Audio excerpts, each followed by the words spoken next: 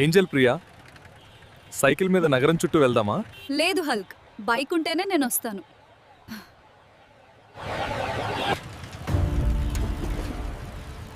నీకోసం నేను బైక్ కొనాలి. నువ్వు బైక్ కొనడానికి వచ్చావా? నీ దగ్గర డబ్బులున్నాయా?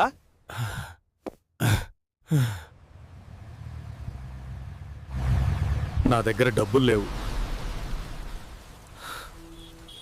కానీ ప్రేమ మాత్రం నిజం. ఏంజల్ ప్రియ కోసం ఈ కష్టం భరిస్తాను.